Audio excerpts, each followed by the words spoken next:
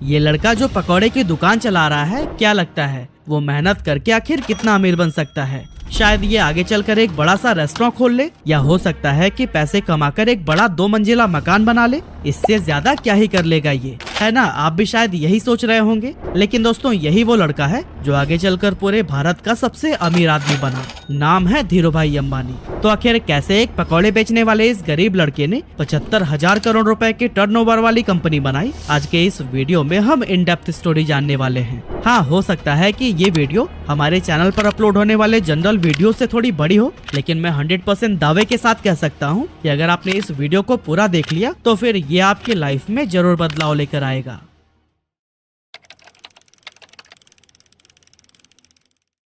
तो दोस्तों, इस कहानी की शुरुआत होती है 28 दिसंबर 1932 से, जब गुजरात के चोरवाड़ गांव के एक मिडिल क्लास फैमिली में धीरजलाल हीरालाल अंबानी का जन्म हुआ था। और यही साधारण सा दिखने वाला लड़का आगे चलकर धीरूभाई अंबानी के नाम से फेमस हुआ। इनके पिता हीराचंद गोवर्धन भाई अंबानी गांव के ही स्कूल में बच्चों को पढ़ाने का काम करते थे। और कुछ इसी तरह से जब धीरूभाई अंबानी 5 साल के हुए, तब उनका एडमिशन बहादुर खानजी स्कूल में करा दिया गया। हालांकि धीरूभाई अंबानी को पढ़ाई लिखाई से कोई खास लगाव नहीं था, फिर भी पिता के डर से न चाहते हुए भी उन्हें स्कूल जाना ही पड़ता था।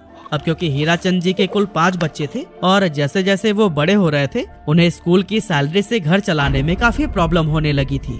और दोस्तों, इसी गरीबी और तंगहाली से ही परेशान होकर एक दिन धीरूभाई अंबानी ने फैसला किया कि अब वो पढ़ाई छोड़कर कोई काम करेंगे। वैसे तो बेटे के इस फैसले से हीराचंद काफी नाराज हुए और उन्हें वापस स्कूल भेजने की कोशिश में लग गए, लेकिन धीरूभाई के जिद के सामने उन्होंने भी हार मान ली। अब दोस्तों, यहाँ धीरूभाई काम तो करना चाहते थे, लेकिन आखिर करें क्या, ये उन्हें समझ नहीं आ रहा था। और इस तरह से काम की तलाश में वो इधर उधर घूमते रहे। और फिर इसी टाइम पर वह अपने गांव के एक मंदिर पहुंच गए। उन्होंने देखा कि अक्सर सुनसान रहने वाले मंदिर परिसर में आज बहुत भीड़ लगी हुई थी।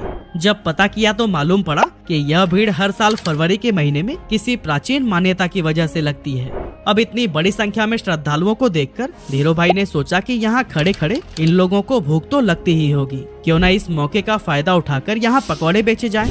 और दोस्तों, अभी तक धीरूभाई को उनके पिता की तरफ से जो भी थोड़ी बहुत पॉकेट मनी मिलती थी, वो उसे एक गुल्लक में जमा कर देते थे। लेकिन अब उस गुल्लक को तोड़ने का समय आ चुका था। उन्होंने बिना किसी देरी के गुल्लक तोड़कर पैसे निकाला, उससे ठेला खरीदा और मंदिर के पास ही पकौड़े बेचने लगे। अब दोस्तों, इस धंधे से उन्हें शुरुआत में तो बहुत प्रॉफिट हुआ, लेकिन कुछ समय के बाद जब श्रद्धालुओं की संख्या कम होने लगी तो फिर उनकी आमदनी भी लगभग न के बराबर रह गई। ऐसे में उन्हें लगा कि अब यहाँ पर समय बर्बाद करने से कोई फायदा नहीं, इसीलिए उन्होंने अपना ठेला बेच दिया और सारे पैसों को बैंक में जमा करा दिया। आगे चलकर वो फिर से किसी काम की तलाश में लग गए और फिर उस दौरान उन्होंने देखा कि बहुत सारे लोग यमन में काम करने के लिए जा रहे हैं और आज से पहले जो भी वहाँ पर गए थे उनकी फाइनेंशियल कंडीशन काफी बेटर हो गई थी। लेकिन इसके पीछे की वजह क्या थी, इसका जवाब ढूंढने पर धीरूभाई अंबानी को पता चला कि यमन में इंडिया से कई गुना ज्यादा पैसा बनता है। इसीलिए धीरूभाई अंबानी 1950 के दौरान महज 17 साल की उम्र में अपने बड़े भाई रमणिक लाल के पास में यमन चले गए। वहां पहुंचने के बाद से रमणिक लाल ने एबीसीएन कंपनी के पेट्रोल पंप पर धीरूभाई अंबानी को काम दिला दिया और यहाँ काम करते हुए उनकी सैलरी 300 रुपए हर महीने की थी। अब दोस्तों, इस पेट्रोल पंप पर काम करते टाइम धीरूभाई अंबानी लोगों को कई अलग अलग प्रमोशनल मेथड से इनकरेज करते थे कि वो ज्यादा से ज्यादा पैसों का पेट्रोल डलवाएं। अब दोस्तों, उनके ऐसा करने की वजह से पेट्रोल पंप का रेवेन्यू काफी ज्यादा बढ़ गया और उनके काम से खुश होकर उन्हें पेट्रोल पंप का मैनेजर बना दिया गया। अब क्योंकि प्रमोशन होने की वजह से पेट्रोल पंप पर काम करने के बाद भी धीरूभाई के पास काफी टाइम बच जाता था, तो ऐसे में उन्होंने सोचा कि इस खाली टाइम में क्यों ना एक जॉब कर ली जाए। और फिर ऐसा सोचकर वो एक जगह पर क्लर्क के तौर पर भी काम करने लगे। अब दोस्तों, हम इंडियन दुनिया के किसी भी कोने में क्यों ना चले जाएं, पर अपनी चाय की आदत को नहीं बदल सकते। और धीरूभाई को भी चाय पीना बहुत पसंद था। अब वैसे तो इसके लिए उनके पास 2 ऑप्शंस थे, या तो वो रोड साइड पर 10 पैसे की चाय पिए या फिर किसी 5 स्टार होटल में 1 रुपए की। लेकिन यहाँ पर धीरूभाई ने 1 रुपए वाली चाय को ही चुना, ताकि वो चाय की चुस्कियां लेते लेते आसपास के अमीर लोगों की बातों को सुनकर ये जान सकें कि आखिर वो ऐसा क्या करते हैं कि वो इतने अमीर हैं। ऐसे ही एक दिन जब वो चाय पी रहे थे, तभी उन्होंने अपनी बगल वाली टेबल पर बैठे 2 लोगों की बातें सुनी, जिसमें एक व्यक्ति दूसरे को बता रहा था कि क्या तुम्हें पता है, हमारे यमन में जो चांदी के रियाल के सिक्के चलते हैं ना, उनमें लगी चांदी की कीमत इस रियाल से भी ज्यादा है।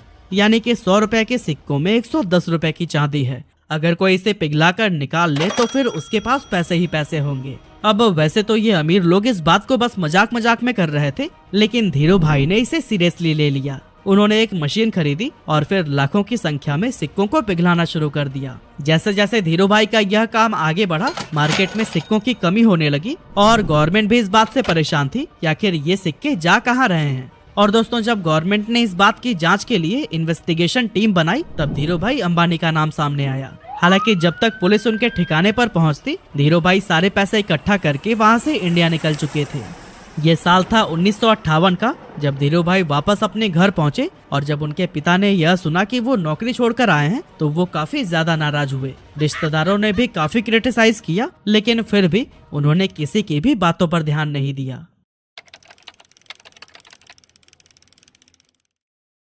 दोस्तों, यमन से वापस आकर कुछ समय गांव में बिताने के बाद उन्होंने कोकिला बहन से शादी कर ली और फिर उसके बाद अपना बिजनेस स्टार्ट करने के लिए मुंबई चले गए। 1958 में ही उन्होंने 50,000 रुपए की पूंजी के साथ रिलायंस कॉमर्शियल कॉर्पोरेशन नाम से ऑफिस खोला और मसालों का व्यापार करने लगे। कुछ समय के बाद उन्हें पता चला कि मसालों की बजाय अगर सूत का व्यापार किया जाए तो उससे ज्यादा फायदा होगा।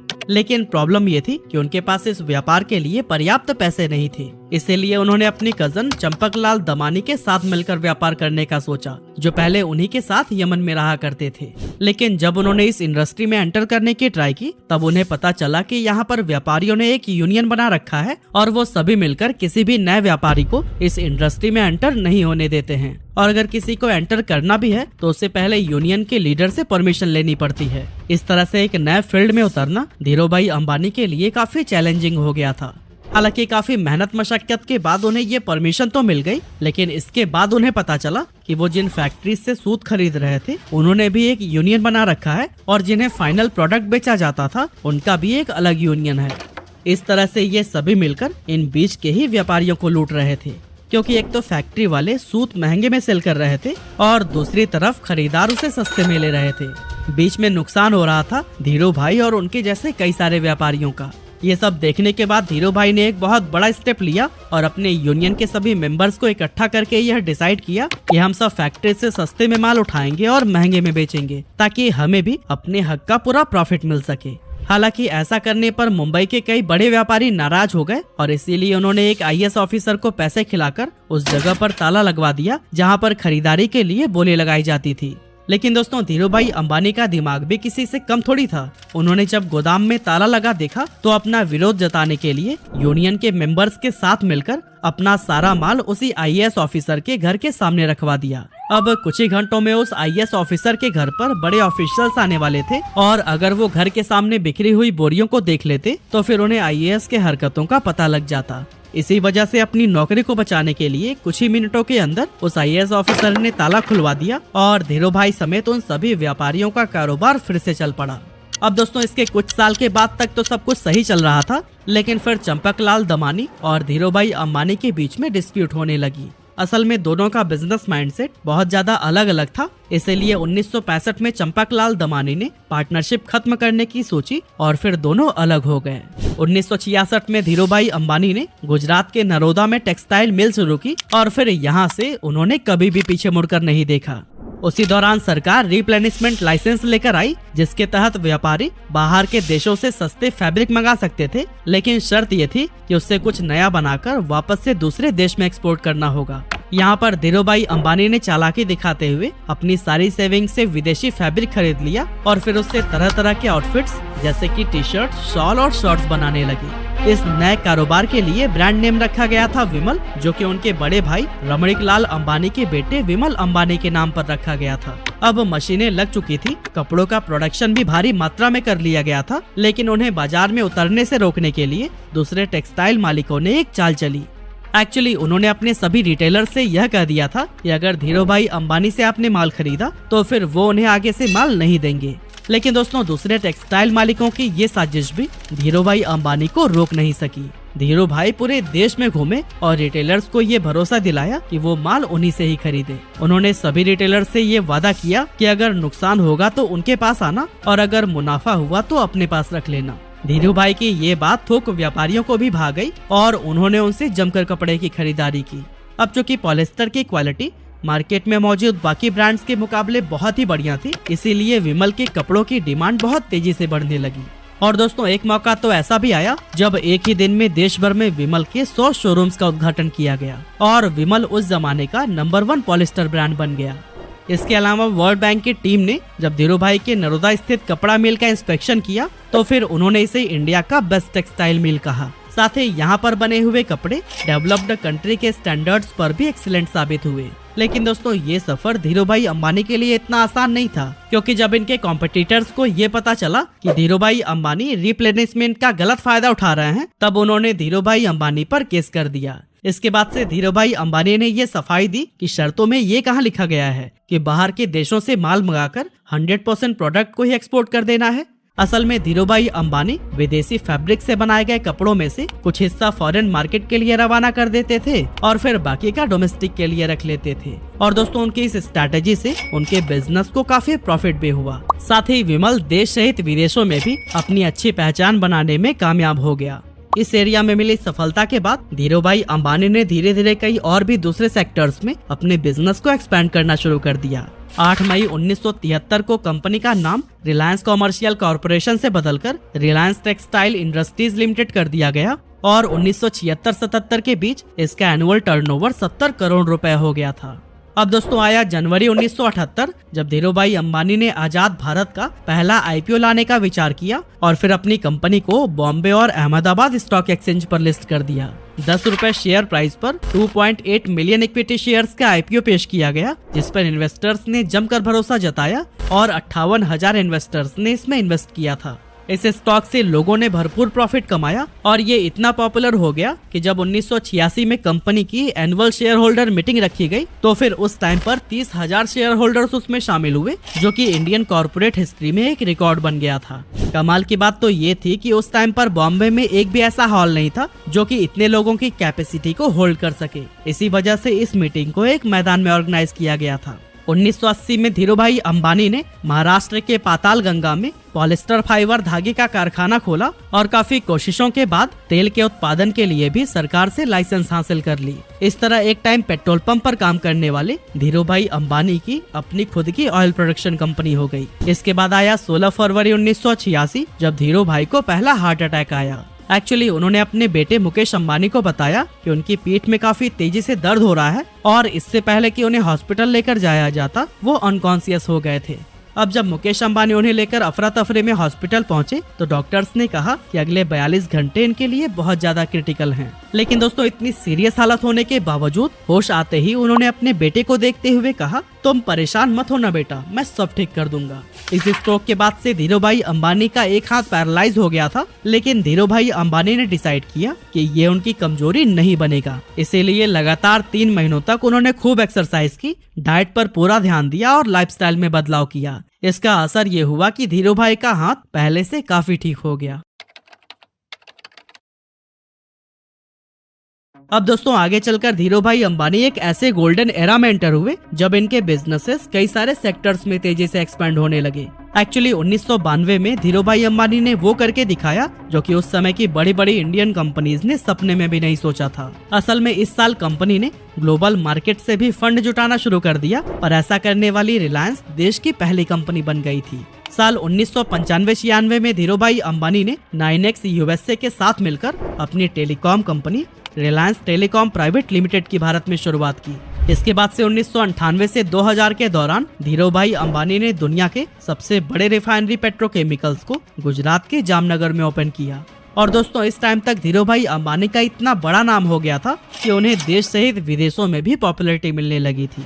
ये पॉपुलैरिटी तब और भी इंक्रीज हो गई जब साल 1996, 98 और 2000 यानी कि 3 साल उन्हें एशिया वीक मैगजीन ने power 50 most powerful people in Asia की लिस्ट में शामिल किया था। ये इंडिया के लिए बहुत ही गर्व की बात थी और इससे भारत के पोटेंशियल्स के बारे में बाकी के देशों को भी अंदाजा होने लगा था। इतना ही नहीं, 15 जून 1998 को धीरूभाई अंबानी पहले इंडियन बने जिन्हें बेहतरीन लीडरशिप के लिए the Wharton school university of Pennsylvania की तरफ से डीन्स मेडल से नवाजा गया था।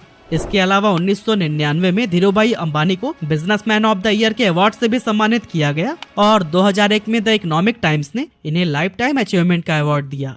और दोस्तों कहते हैं कि ये सब अवार्ड और सम्मान भले ही सिर्फ धीरू भाई अंबानी को मिले, लेकिन उनकी इस सफलता के पीछे उनकी वाइफ कोकिलाबेन का भी पूरा हाथ था। एक्चुअली जब धीरू भाई अंबानी मुंबई शिफ्ट हुए थे तब उन्होंने कोकिलाबेन को इंग्लिश सीखने के लिए कहा था ताकि व्यापार में वो भी उनकी मदद कर सके। इसके अलावा धीरू भाई अंबानी जब भी कोई नया काम शुरू करने जाते थे तो फिर उस पर कोकिलाबेन का विचार जरूर मांगते थे। और दोस्तों इसी तरह के सपोर्ट और मेहनत का ही नतीजा है कि मसाले और पॉलिस्टर बेचने से शुरुआत करने वाले धीरू भाई अंबानी साल 2000 तक देश के सबसे अमीर लोगों में शुमार हो चुके थे। उन्होंने 350 स्क्वायर फीट के कमरे से अपने बिजनेस की शुरुआत की थी और फिर देखते ही देखते रिलायंस देश की टॉप कंपनीज में गिनी जाने लगी। कहा जाता है कि अपने सपने को पूरा करने के लिए अंबानी बेहद डिसिप्लिन लाइफ जीते थे। उन्होंने अपने काम करने के घंटे भी तय कर रखे थे और कभी भी 10 घंटे से ज्यादा काम नहीं करते थे। लेकिन पहले हार्ट अटैक के बाद से उनकी तबीयत लगातार खराब रहने लगी थी, जिसके चलते उन्हें हर थोड़े दिनों में ही हॉस्पिटल्स का चक्कर लगाना पड़ता था। लेकिन दोस्तों फिर आया 24 जून 2002 का वो दिन जब धीरू भाई अंबानी को फिर से एक डेडली स्ट्रोक आया और उन्हें मुंबई के ब्रीच कैंडी हॉस्पिटल में एडमिट कराया गया। यहाँ पर डॉक्टर्स ने बहुत कोशिश की, लेकिन लगातार ट्रीटमेंट के बाद भी उनकी हालत में कोई सुधार देखने को नहीं मिला और इसी वजह से आखिरकार 6 जुलाई 2002 को 69 साल की उम्र में उन्होंने दुनिया को अलविदा कह दिया और अरबों का साम्राज्य अपने बेटों के लिए छोड़ गए। जिस समय उनकी मृत्यु हुई थी उस समय कंपनी का टर्नओवर 75,000 करोड़ रुपए हो गया था और ग्लोबल फॉर्चून 500 लिस्ट में भी रिलायंस ने अपनी जगह बना ली थी। कमाल की बात तो यह है कि इतनी दौलत और शोहरत हासिल करने के बाद भी उन्होंने एक बहुत ही साधारण जीवन जिया और अपनी रूट्स को कभी नहीं भूले। एक मामूली से पकौड़े बेचने वाले के लिए जीरो से शुरुआत करके कई पीढ़ियों तक चलने वाला एक साम्राज्य खड़ा करना ऑलमोस्ट इम्पॉसिबल था, लेकिन धीरू भाई अंबानी ने यह काम करके दिखा दिया।